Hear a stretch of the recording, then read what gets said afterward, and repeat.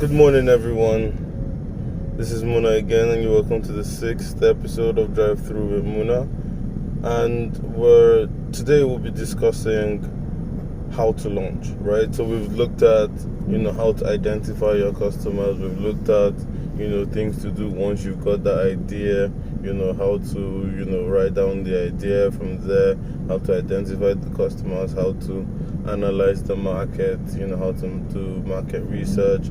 We've talked about, what to do with the insights when you do your business test and the importance of testing your business. And, now we'll talk about things to do when you're ready to launch. A lot of times, and this is what I experienced in my business, people, especially, in this part of the world, in Africa, people tend to do things, a bit haphazardly. And that can cause a lot of challenges going forward. For one, get your papers in order, right? Get your employment letters. Make sure that even you and your co-founders have official employment letters to work with the company, right? Make sure that in those documentations you have, or your memorandum of association, in setting up that company, there's something like a vesting schedule. And this is important because in as much as you and your co-founders started this business with the goal of succeeding, at some point, maybe as a result of maybe lack of vision, or the person decides that they want to go on to other businesses and such, it's important, really, really critical that you set these things in order, so that you don't end up in a situation where you and the co-founder set up a company together, but because there was no presence of a vesting schedule, right, they automatically own those shares that you have when you initially set up. So regardless of whether they stay till the end, they become pretty much a major shareholder in that business. And this is important, because at the end of the day, you can't move forward in these sort of things. And it goes into employment contracts. If you're giving shares, even for the employees themselves or for the co-founders themselves, it gives them security. If you vest, it then enables everybody to know that, okay, I need to work this couple of years or put this amount of effort in to be able to to earn the same number of shares in this company as my peers, right? And it's important both for the co-founders and for the health of the company. Employment letters, even letters of termination, all those things, those documents are very, very important. Making sure that you understand what taxes that you have to pay, making sure that your payroll is recorded, making sure that even your revenues and your expenses are recorded.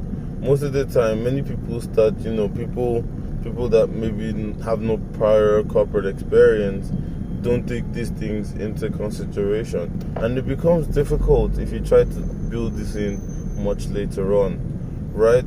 Make sure that you always have some sort of, even if it's not an app, some sort of solution to help you record these things easily.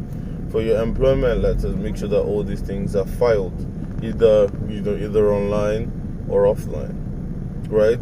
Make sure that your documentation, every single thing that's being done in the company, is properly documented. Ensure that all the conversations, everything's are minuted, because they would come to bear later on.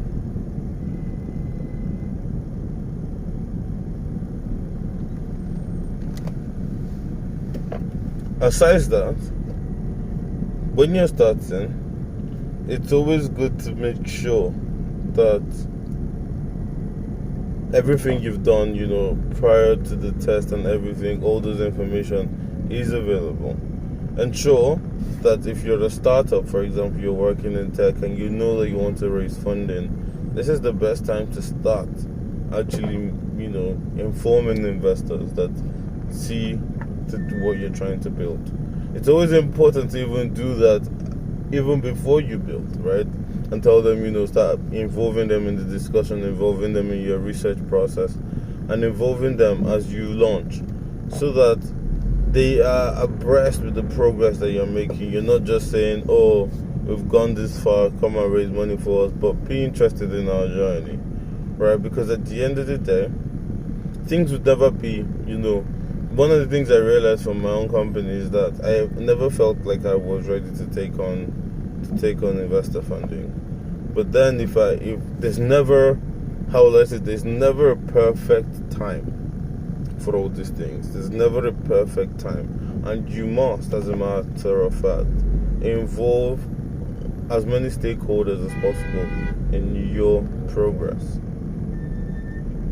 right? And make sure that everything you do is documented. And as you launch, there are critical parts of the business that need to be there. There needs to be admin, to ensure that you record all these things properly. There needs to be sales to make sure that everything you're being able to acquire customers. There needs to be finance, and it's always good to have a finance person right off the bat, so that there's proper accounting being done at the company. There's proper, all the processes are being followed in terms of, money management. One of the things that's important is, even if you don't have this in-house, it's always very important to have some sort of legal advisor.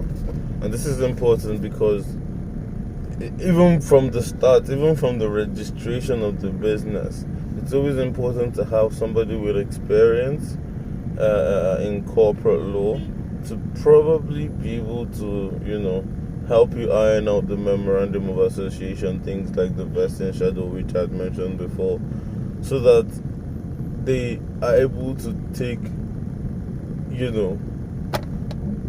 they're able to take good care in ensuring that both the rights of the company and the rights of the founders and the rights of the employees are carefully stated out. And it's also good to have, it's a startup, so you can't have every single working part, but you can have some people or advisors who you can bring on to fill these roles as you're starting out. People ideally say, should have like 2 to 3 co-founders with as many of the skill sets that are required. This helps you to be able to set up in the right way. Because if you're a single co-founder, it's very difficult to be able to handle all these things at once. But because it's difficult doesn't mean it can't be done. And so it's yes. So this is what I have to say, and it's very, very important that as you launch, that you make sure that your co-founders, and everybody is essentially ready for the journey that you are about to take. Ask yourselves, how long are you guys going to be able to take this journey? How far and how hard are you willing to work for the success of that business?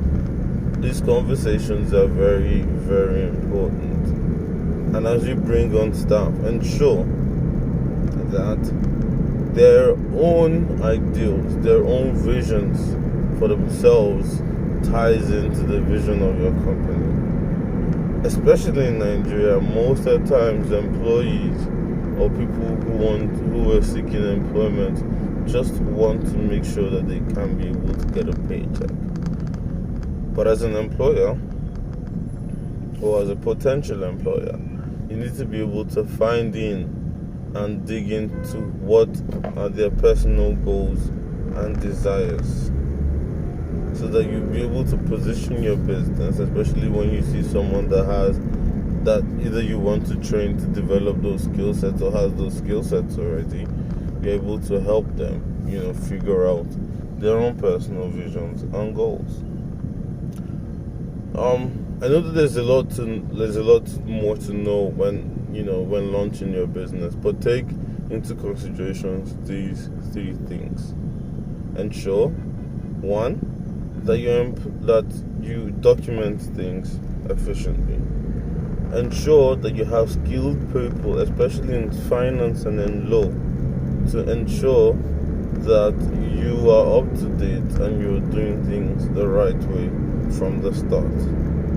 3, ensure that your co-founders have the right skill sets to be able to take the company as far as possible. And I think 4 is ensure that you employ the right people with the right skill sets, or employ people that you believe are teachable in order to be able to tie into their personal goals and their desires, so that you build up a company that at the end of the day you would be proud of. As you go on to your daily business today, I wish you the best of luck. I wish you success in all your endeavors, and I know and I believe that you're going to build a successful business in Africa. Have a fantastic day.